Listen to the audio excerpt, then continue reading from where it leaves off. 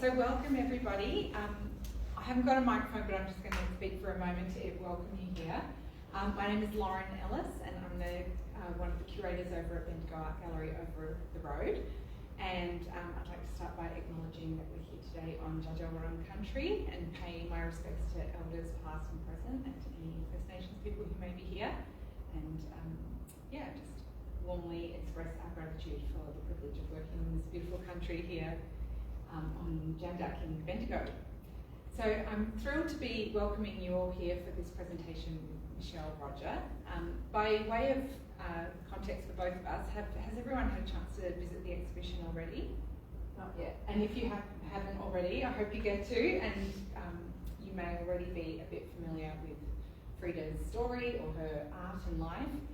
But I guess in a nutshell, the premise for our exhibition about Frida Kahlo is this idea that, in some ways you could say one of her greatest or most enduring and persistent works of art was this imagination and construction of a compelling image of persona. Welcome.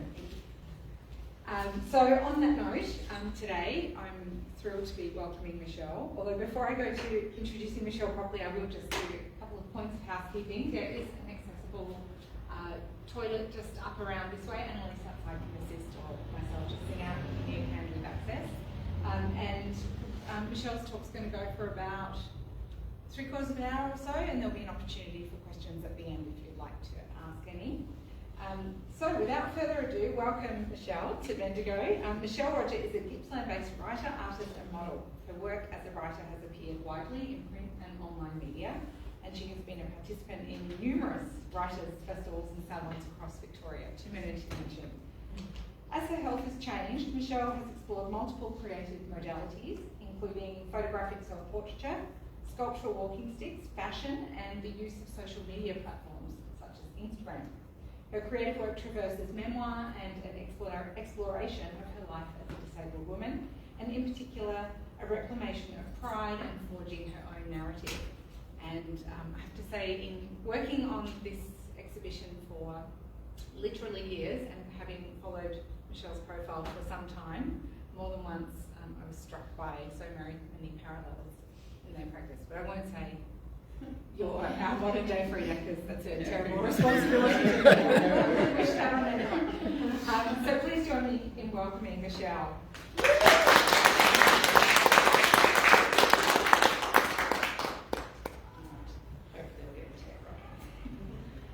I want to thank Lauren and the team at Bendigo Art Gallery for this amazing opportunity to be part of the Frida Kahlo in Her Own Image exhibition. I've long been fascinated with the life and work of Kahlo, and her work has influenced my own for the past 2 decades, both in my writing and in the visual work that I compile. I still recall how it felt to come across 1944's The Broken Column for the first time. Seen is the best way I can describe it. And to feel so seen in an image is a visceral experience. As someone who has experienced chronic pain and illness for decades, Kahlo's depictions of pain, the body, loss and self connect in a way that I often find hard to articulate. There is a recognition, a realism, a speaking to hidden hearts and experience. It's an intimate touch, and one I've yet to find replicated. Moving through the exhibit is an overwhelming experience, and the tears that came to my eyes are not something that I experience alone. Disabled and chronically ill friends alike have spoken of the same reaction. These tears aren't sadness or pity. Instead, Kahlo reaches across time and place into the deepest parts of those of us who inhabit the same realms to this day, in a way like no other. And as a disabled creative, you'd be hard-pressed to find someone whose work isn't touched in some way like hers. It's been interesting to hear from non-disabled friends who were surprised to find that Kahlo was disabled, or if they had some inclination of her, say, health issues, had little idea of the degree or the extent of its influence on her work and her life. That such a prominent disabled artist's disability should be so little known when it is so inherently a part of her work is disappointing but not surprising. Disability is so often hidden or erased, and often further complicated on a personal level by conflicting desires to both hide and share, something Kahlo did and spoke of in her own life, and something I can relate to myself. Even now, that erasure occurs, visibility of disability is still an issue, not just in volume, but also in how disability is depicted and by who. That Kahlo was able to create a vision of herself and establish a reputation at a time when disabled people were either locked in institutions or hidden away from public view is a testament to the woman. It's important to recognise that even as we see this famous photo by Hungarian-American photographer Nicholas Murray of her sitting resplendent on a rooftop in New York in 1939, Americans' ugly laws were in full force. For those who don't know the ugly laws, these extended from 1867 to 1974, so not that long ago, and targeted the poor and disabled alike.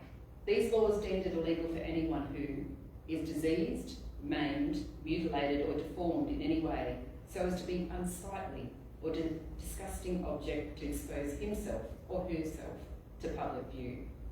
These laws were used for mass institutionalisation. This wasn't isolated to the US, and similar laws and attitudes were present around the world at that time. And those in the community will tell you that the ripples of these attitudes have persisted. Those with an eye to world politics will know that the US is once again looking at wellness camps and lists for autistic people.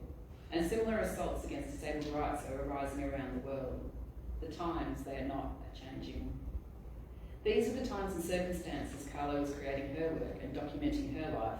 They are powerful and political works on a number of levels, not the least of which is her strong depiction of disability and medical worlds. And I love that this exhibition is bringing that part of her life to a wider audience. So what does this have to do with my work, you might ask? And where did it all start? Up and Dressed, my project, didn't begin as a project. It began as a moment, a reaction to life circumstances, where disparate forces or factors combined to say, no more, and something must change. At a time, I was in what would be commonly called a flare, the complex chronic illnesses that have partnered so much of my life, but particularly the last 2 decades, had left me largely bedbound for months. My mood, like my flannelette pyjamas, were threadbare and deteriorating. Mood and clothing cycled. As my mood fell, my concern for clothing declined. As my clothing declined, my mood fell, feeding upon each other, all peppered under the gaze of a body that was swirling in its own world of pain and decline. One day, for reasons that may forever be lost to the blur of illness, I decided enough. I dragged my body from bed, dressed soft clothing on sharp bone, made my way to the laundry, the best light in my house, and took a photo. Proof of accomplishment, proof of life, and posted it on Instagram. It's not the flashiest of photos. But this is that photo. It was a moment, a beginning, and what I look back now as the start of an unfurling. I might note that even in this first, shall we say, slightly festy but upright photo, I am wearing embossed velvet leggings. My love of luxurious fabrics has been there from the beginning. This small beginning led to getting out of bed and getting dressed for 17 days. A record at the time. 17 photos collected on Instagram, a recognition and celebration, and not mine alone. Others who viewed the photos also cheered me on. Those who understood the effort and the toll, not just of dressing, but deciding and reaching and buttoning and standing, the act of sharing and revealing, and the mental toll that all took alongside the physical. And in that period, Up and Dressed, both the hashtag and the project were born. As I said at the time, I've decided I'm determined to get dressed each day, despite feeling like crap. It sounds small, but it's huge. And when you're living with complex chronic illness, it's so easy for me to get suckered into manky PJs and no shower pattern, where my body is flaring and my energy is non-existent. When I rarely leave the house, the incentive to get dressed just isn't there, but it always feels better when I do, and my wardrobe is stuffed full of clothes just sitting there. So here goes, September 15, 2015. Up and Dressed today looks very different from this sample of first photos. But there was no plan. It developed organically, a reflection of the realities of my body, my changing sense of self and confidence. It is fitting that a decade-long project that now involves vintage gowns on the floodplains and designer gowns in with my chickens started in a quiet manner. Up and Dressed has always at its heart been an autobiography, an evolution of my life curated online. At a time when life was small and tentative, so did the project begin. I needed time. The me of 10 years ago is very different to the one before you now. The seeds of who I am were there. A love of fashion, writing, art, years of collecting, and to my tiny, overstuffed wardrobe's dismay, never really getting rid of any of my items. But those seeds needed nurturing. I had previously processed my life and the changes wrought by illness through long-form prose, which by then was beyond me. Photography a side hobby and fashion primarily some fun. I slowly dipped my toes into this new accessible creative endeavour, but I needed to grow and learn and develop, and I had no idea where it was going to lead. I needed to allow myself the grace to create in ways that worked for my body at specific times, rather than the ways I felt I should create, and that was a work in progress. I rarely planned in the traditional sense. Life in a fractious body does not allow for predictions. While 10 years of creation has given me a large catalogue of work, it has been sporadic and unpredictable. A body that contends with pain and energy limitations must build in rest, both planned and forced. And frustration and at times tears are also a large part of the process. In the end, most disabled creatives will tell you we learn not to overcome our disabilities, but to work with them, and then around what is largely an inaccessible world to create. And it is my body that has dictated both process and output and remains an intrinsic element of all that I do. My body doesn't move in a way that necessarily fulfills the ideas in my head. I have a limited energy supply. Shoots are short, 5 minutes can feel long. Hot days can prove insurmountable. Locations largely revolve around the spaces inside my house or the perimeters of its suburban block. I long ago gave up on planning beyond the vaguest of outlines. The unpredictability of my body has forced an embrace of uncertainty and grabbing the moments whenever they arise. Perfection isn't sought, and I mostly make it up as I go along. But my confidence has grown, or perhaps my self-consciousness is more muted by virtue of being seen for what it is. My system is simple. I don't have the energy reserves or quite often the cognitive skills to manage much in the way of complexity, and I don't have the strength or dexterity to hold and manipulate a regular camera. I also deal with this. It's a bit slapdash and frequently interrupted by an excitable Great Dane or two, or pauses to wait for my blood pressure to come back up, or vomit to go back down, or chickens to want to do more than search for a nook in parts of me for treats. She likes to be part of all of my photos. So this is both the joys and challenges of shooting at home. It's my beautiful sky.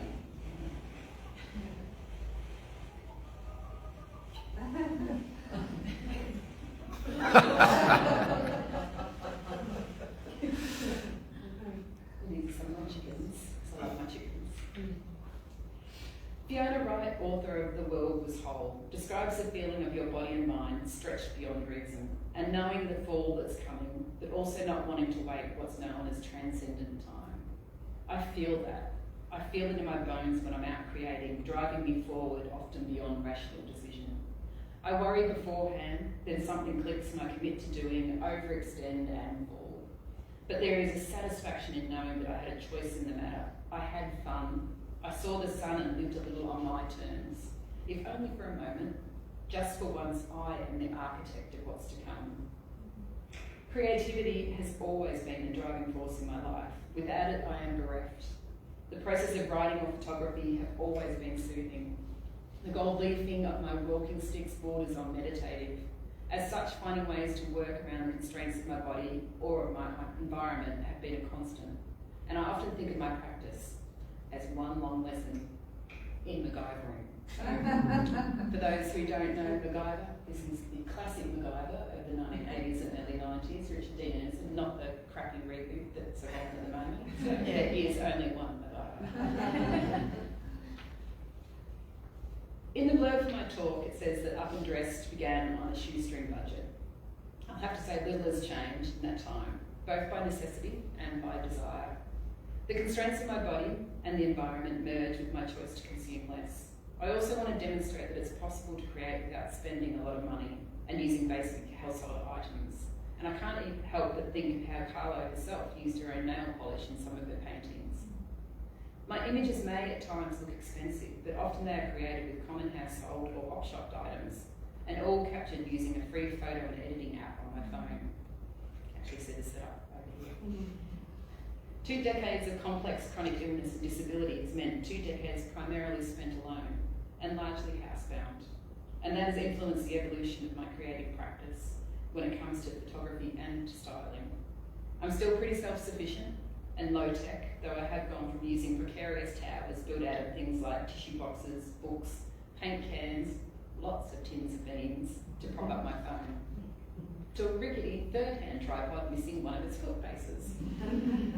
And my phone has been upgraded from the one I accidentally ran over with my power chair. I still haven't worked out lighting, plus it's hard to carry by myself, so I rely heavily on natural lighting or whatever is available from street lights or windows at night. The golden hour at the end of the day is my favourite time, especially out on the floodplains. Sadly, my dogs, while enthusiastic cheerleaders, are poor lighting assistants with their lack of opposable thumbs and tendency to knock over my lights. But basic mixed with a bucket of hope has largely worked over the years. So you can see it hasn't really changed a lot over the years. A bit of a plug for Gippsland. There's shots from Meetung and Bryagalong and on the floodplains at Sale. It's very picturesque. Or in my backyard. Or again out in the wetlands. All of this was taken with my slightly off-kilter tripod, and I like to think of this setup as old friends that have stayed with me throughout my creative journey. This year marks 10 years since I started Up and Dressed in my laundry, and I'm still plugging away, creating, documenting, celebrating disability, fashion and ageing. In rivers, on piers, wetlands, high country and floodplains, celebrating a life in rural Victoria, and also, when the opportunity arises, my love of the city. But still, my home dominates my images. My backyard, my red chook shed, the grey paling fence, the space next to the shed, and the front roller door dominate the past decade. The corner of my lounge and hallway are also on high rotation. When home is your location, 95% of the time, you get creative.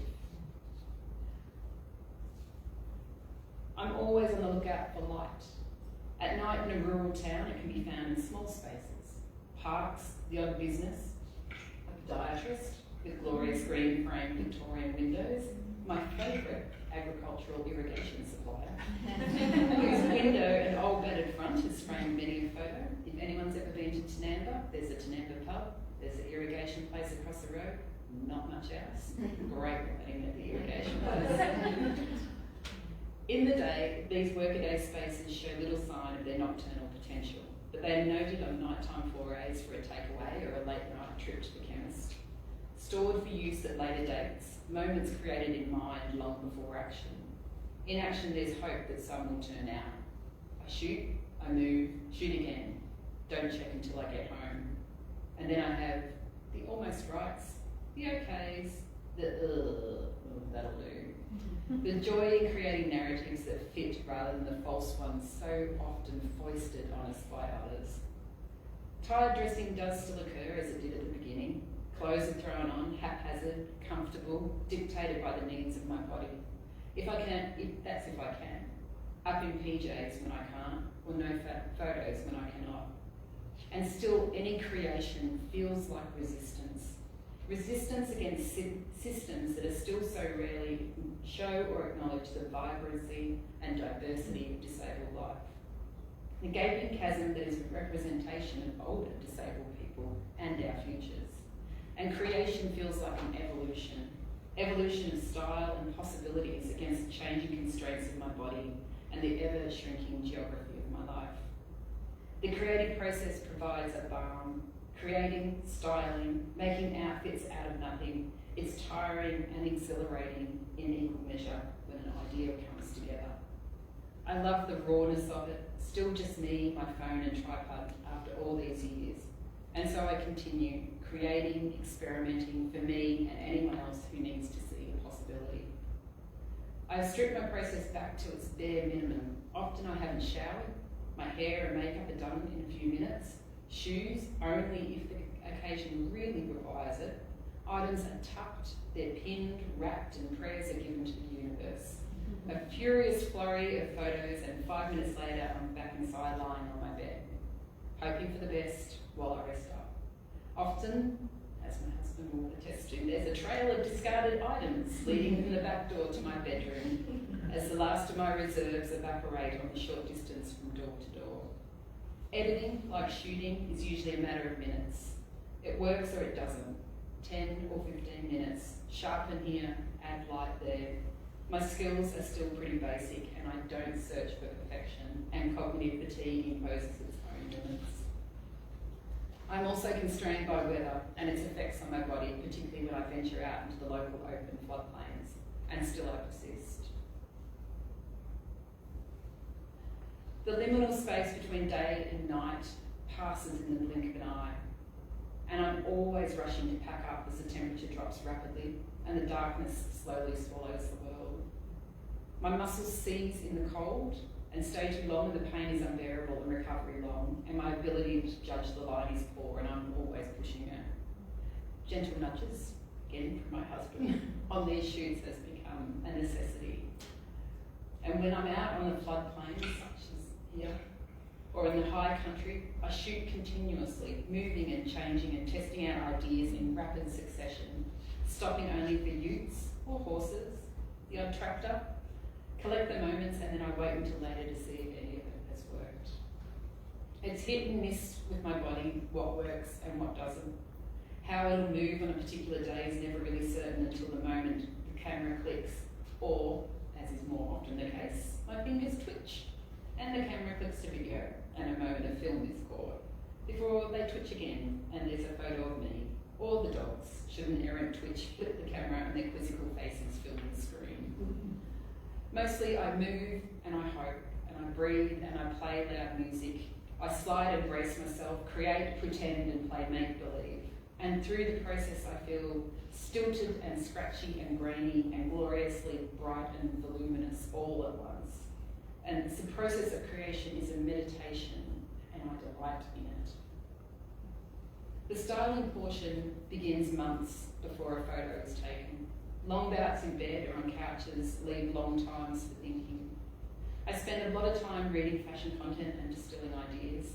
As I move through my house, items jump out. Christmas decorations, junior covers, curtains have all become elements in my images. Long pieces of fabric, once destined for very long abandoned sewing projects, are reworked in my mind to wrap and tie and replicate. My linen closet has become ball gowns and backdrops, capes, huge bows, and it's all smoke and mirrors. So my ball gown there is a dinner cover that I bought in Singapore, I think, in 2006, and been sitting in my cupboard since then. I don't think it made it into my bed.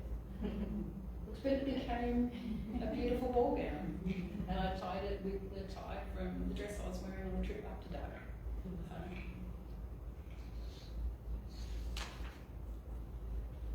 On occasion, and if I've got additional energy, I will go to the op shop for a piece. So, for example, a glorious 80s wedding dress, which I then dyed, and then I had to have a trip to Bunnings, because you need solar lights to attach to your 80s dress that you've just dyed. And then you get the Christmas decorations out and you put your ring light that you never use for any of your Zoom meetings behind your head. And you go on the floodplains and get a Christmas photo. So when I do head out to the floodplains,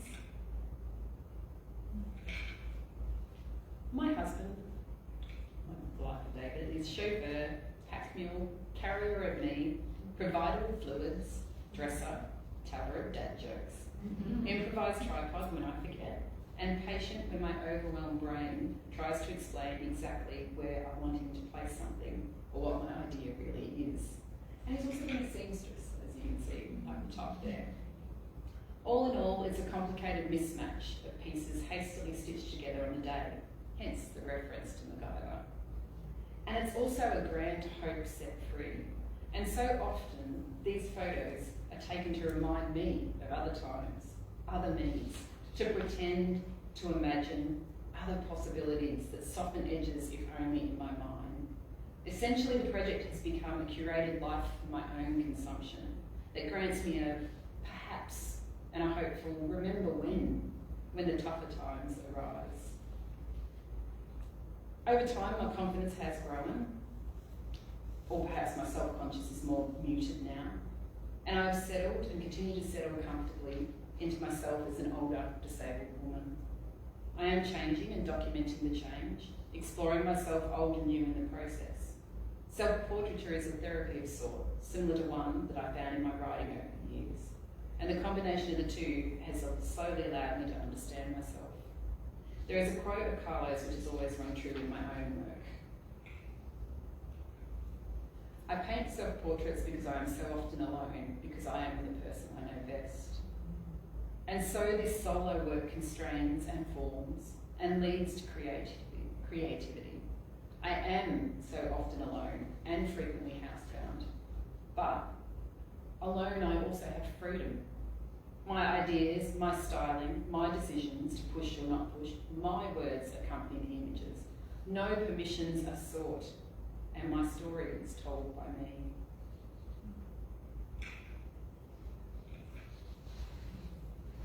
Whilst my aesthetic has evolved over the years to verge on the editorial, thanks to my love of the theatric and dramatic, it is at its heart an ode to challenging perceptions of disability to create images that reflect strength and pride, and in turn to be able to share possibilities with people who may never have seen themselves reflected in artistic practice or felt included.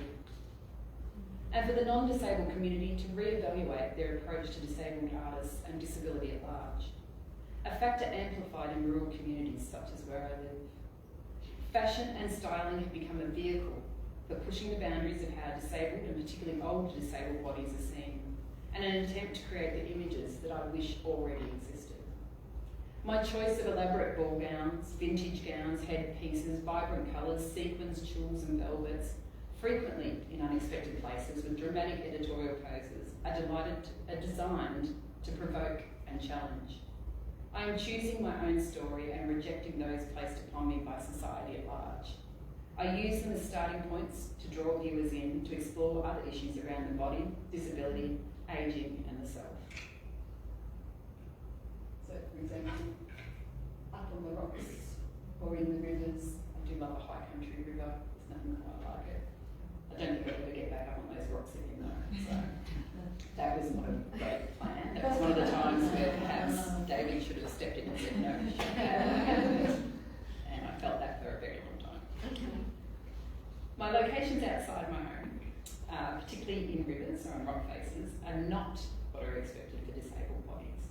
My choice to wear elaborate outfits in domestic settings, a celebration of the place where I spend most of my life, and my refusal to hide away or cover up, a challenge to expectations of shame.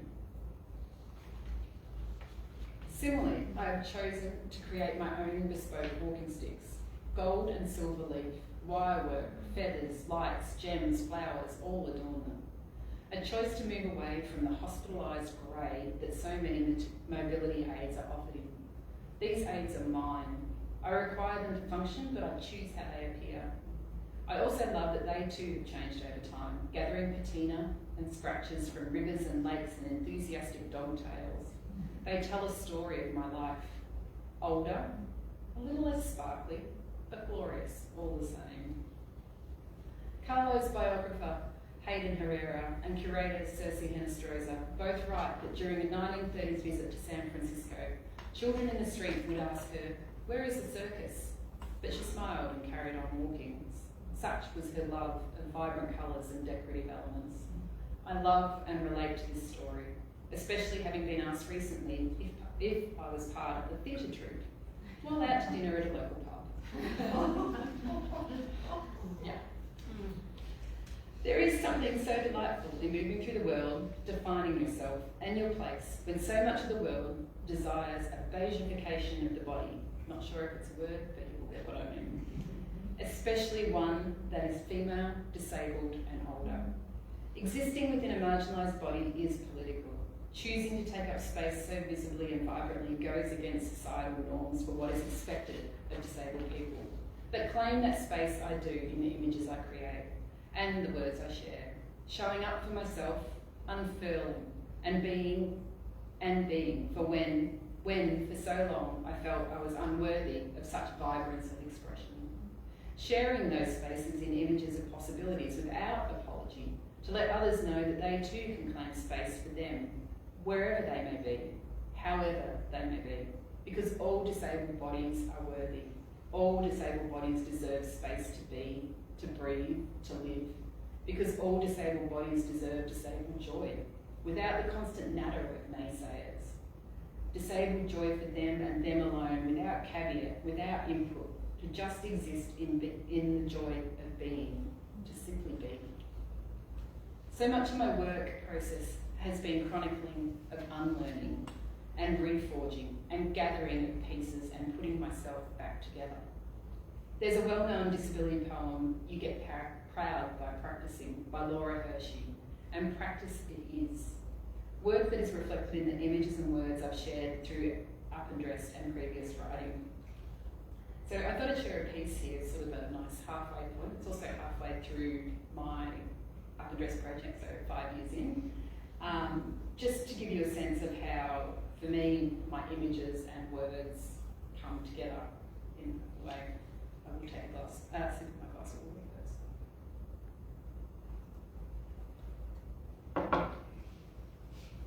And it's about how pride and fashion and art merge and how I explore the body in that process as well.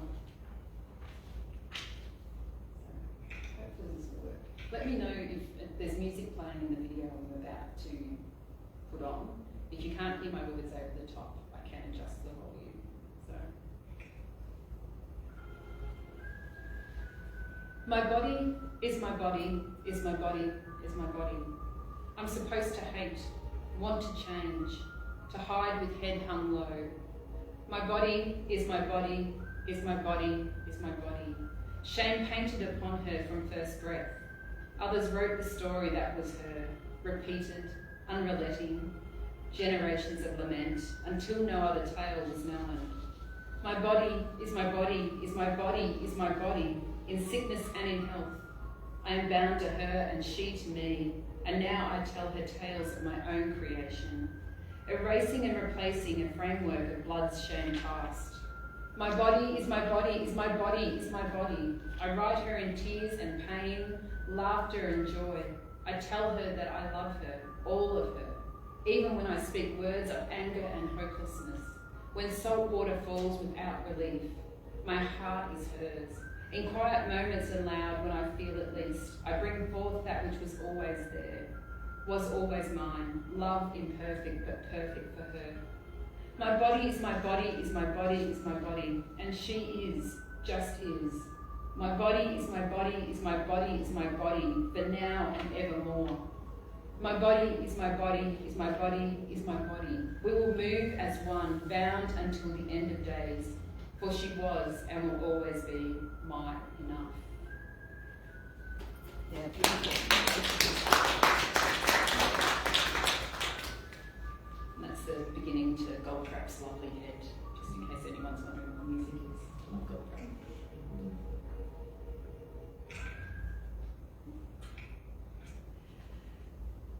It's interesting that in most popular or commercialised images of Kahlo, she's predominantly seen from the shoulders up, largely erasing the disabled portion of her body, and how that in and of itself contributes to people not knowing that she was disabled, despite her being very open about it and its inclusion in so much of her work. Instead, popular discourse distills her down to a floral headpiece and a fixation on her monobrow as if that was the most transgressive element of her overall aesthetic and life. Again, reducing her to elements and erasing all these other amazing fundamental parts of her life.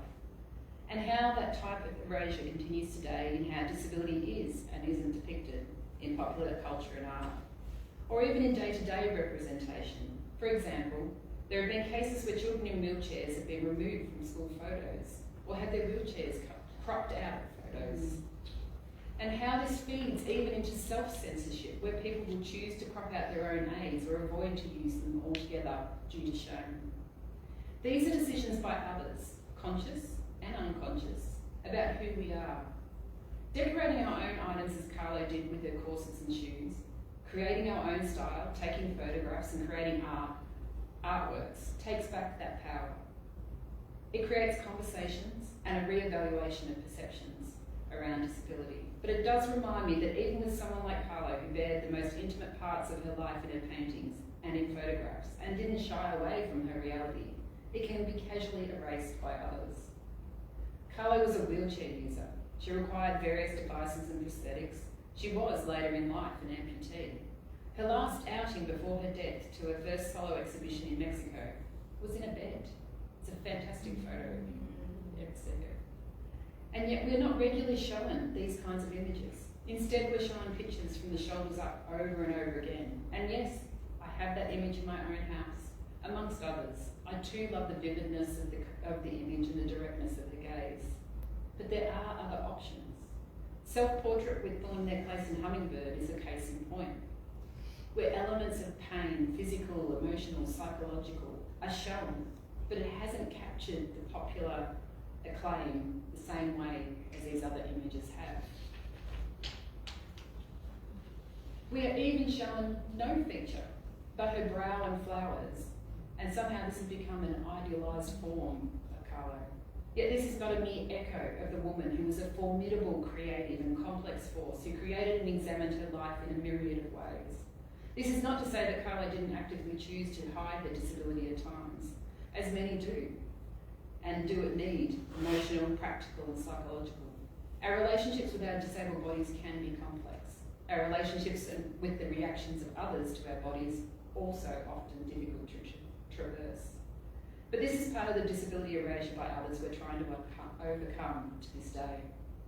And part of why this exhibition is so moving to so many of us who know of and are finally able to see her markers of disability, such as her corsets and boots. It is that they are displayed with grace and love alongside her fashion, photographs and other elements of her life. We see a whole person, not despite her disability, but with it. A cohesive whole being honoured. It's rare, and it's something that exhibitions really should be applauded for. So for anyone who hasn't seen it, please go see it. Erasure of disability and disabled experiences continues, and it's why exhibitions such as this and the work of contemporary disabled artists are so important. As someone who works predominantly within the social media space, it has become problematic that disability has become a protected term on multiple platforms, ostensibly to protect from bullying, but the reality is that disability content is now being prioritised by the algorithms. Again, decreasing visibility while doing nothing to address the issues of bullying. Current political shifts and moves against diversity, equality and inclusion are also impacting the visibility of disabled people. How do we demonstrate pride, particularly for the newly diagnosed or younger people, if they can't see disability representation, particularly disabled representation created by disabled people? How do we create possible futures for the young to aspire to? How do we provide hope? And now as I age, the double whammy of an algorithm that desires palatability and youth and paternalistic oversight, I wonder, where do we find the positive portrayals of older disabled bodies if we do not create them ourselves? This has given even greater impetus to create and share both my own images and words, even at times it does feel a little like I'm shouting out into the void. Disability, ageing and fashion can collide in spectacular ways when given the chance. My body will never look like the taut and trim older bodies running on beaches or strolling through parks that represent healthy and youthful ageing. It will always bear the markers of its internal workings, or perhaps I should say misworkings, but I refuse to believe that it makes it unworthy. The decrease in muscle mass has left room for softness, a gentleness such that my body flows. It envelops me in the spaces I inhabit. Its gentleness pokes from seams in new places, over hems and edges and strands to be released from others.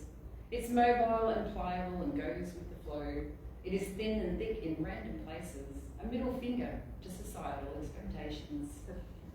It is mine, a testament to endurance and experience, to laughter and joy. And, oops.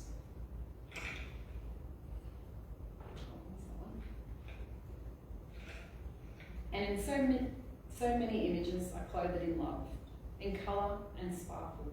I wrap it in tenderness and celebration, going with the flow of how it sits or doesn't on any particular day, and share its saggy, baggy, spotty and dotty, changed and changing, flux and flow, for those like me who need to see what is so rarely seen, because joy is a possibility that we all deserve.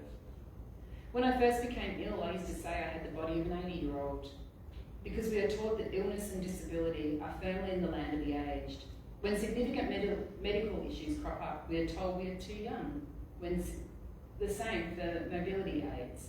And as I've mentioned previously, what we are offered are largely bland and clinical, a reflection of society's disdain for both elderly and persistently ill or disabled alike. But I didn't have the body of an 80-year-old. I had the body of a 32-year-old, then 33, and 34, and 35, and so on. And today, nearly 20 years since illness landed loud, I have the body of a 51-year-old, or 52 tomorrow.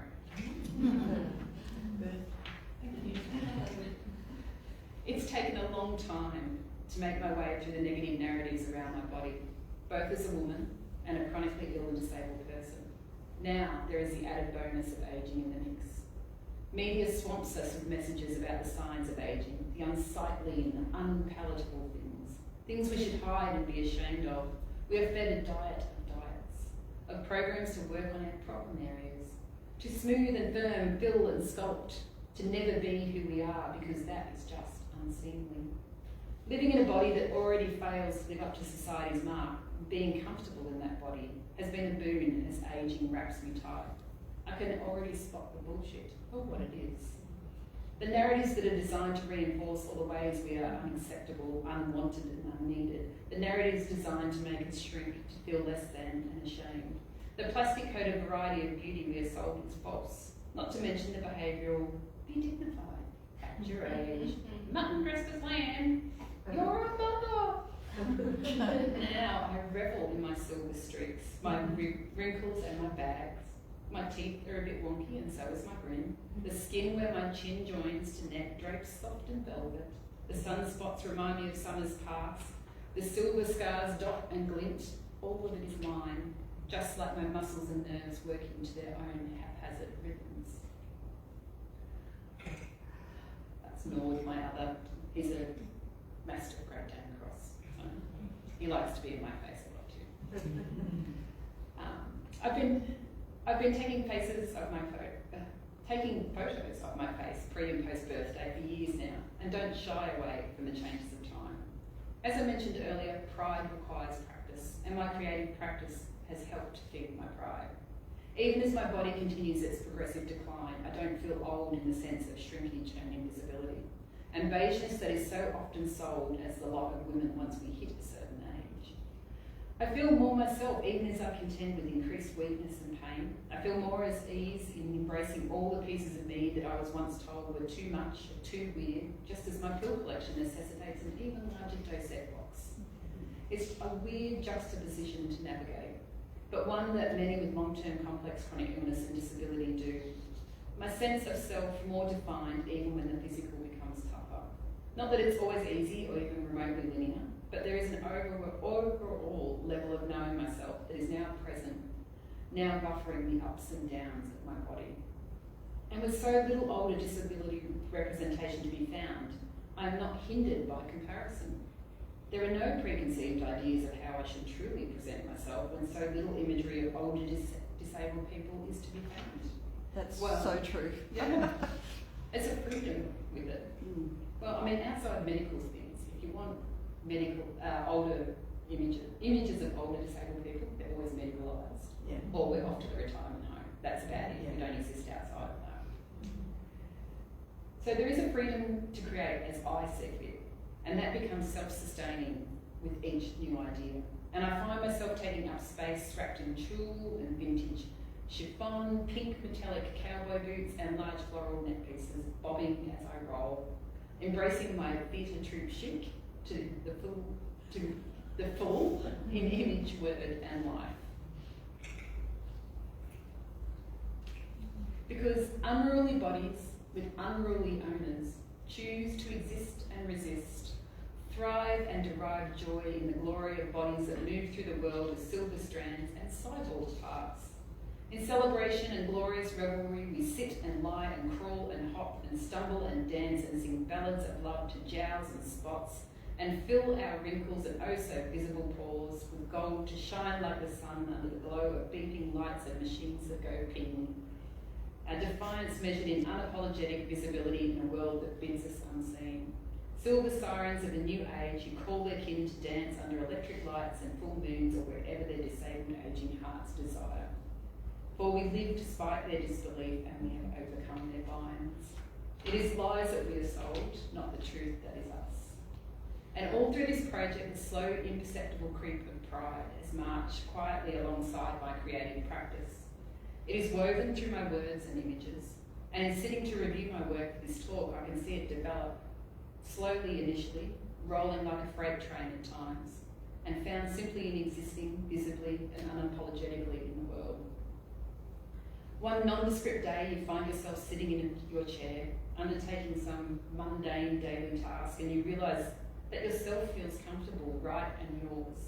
There is a quiet confidence in the wholeness of you, the pieces that the world tells you are shameful or less, not worthy of existence. They're all embraced. It waxes and wanes, but the spark once lit is there, waiting to be fed, and feed it you must. I feed mine through my creative process, and in turn it provides me with the freedom to experiment unencumbered by old societal restraints. It becomes a light in the dark, always. And it's that I wish for all in our community, the long-haul disabled, the newly disabled, the one day will be disabled. Pride is a gift, a buffer and balm against a world that continues on intent on telling us otherwise. And I hope in some small way my work that I create can spark that for others. Up and Dress had a simple, quiet origin. A momentary defiance became a rule. Fashion and styling became a vehicle for pride and a claim of place. My life curated for me and for others to take from it at need. My body and disability are as much the process and the product throughout. Autobiographical at heart, it continues to tread a hybrid betweensland of thematic and incidental representations of disability and ageing, often with no clear delineation. As messy and unruly as my body. At a time when the world becomes more hostile to disabled people and difference in general, it continues on, loud, unapologetically evolving, kind of like me. Thank you.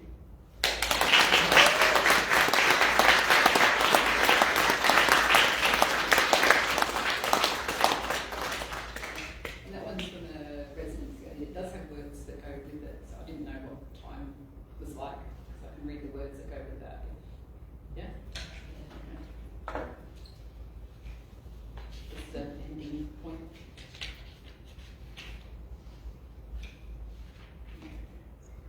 So this was shot in one of the many parks in Shire. So there's some beautiful national parks there if you haven't been out that way. And the dress I'm wearing is a 1930s vintage ball gown. It's a red silk velvet, and it was on its last legs when I got it, so it was allowed to go in rivers and all sorts of things. It disintegrated quite a lot by the end. Beautiful, beautiful colour. You weren't wearing it then. Not all of it. You know, it was still technically on my body. It was on its last legs, as I said. So, all right. So, lift the arm, move the leg, take off your top, lie back down. This will be cold. Roll over a little more. Now take a breath and hold it. Don't move, or we'll start from scratch. This will be uncomfortable. Just a little longer. Slice and sew, scan and probe. Blue paper unfolds and white fabric lies awkwardly to reveal one detail at a time. My body is a thing of clinical spaces, my existence prescribed by those who have never known me. I am a heart, brain, arm or leg, bladder or bowel. Or smaller still, to lumps and valves, neurons and muscle, to negative spaces, a deficit model with pieces ever unconnected. I am defined in jargon, in compliance, or aghast, non-compliance. In boxes and checklists, my body dissected to fit in places that don't allow for cohesion or complexity. Whittled down until I can barely recognise the picture painted by the compilation of papers and 10-minute visits. Words ring out again and again, broken, bad, complex and confounding, disconnected and discombobulated. The sum of the whole is greater than its parts, yet I have been broken down into basest elements and none see fit to put me back together. Flesh and viscera, bone and skin, left strewn in cold places, until the next one decides to poke and explore, spurred on by interest or newness, or I wait in the dark until I can wait no more, so I lay about me to collect my pieces, carry them far from the cello-taint of iodine, cold, colourless alcohol and pink-filled pumps, to land in a world where grey-green eucalypts and wandering waters bring life to sterile, impersonal flesh. Moire guides my hand as needle meets thread and I begin to stitch, patch and mend. Threads pick up connections never before explored. Threads pick up connections long forgotten. I create myself anew. The piece that was pieces sits tall upon the path. Warmth suffuses body as pale flesh unfolds and reaches out to the sun. I am uncovered, revealed. The whole long lost, once more, a thing of beauty, once more mine.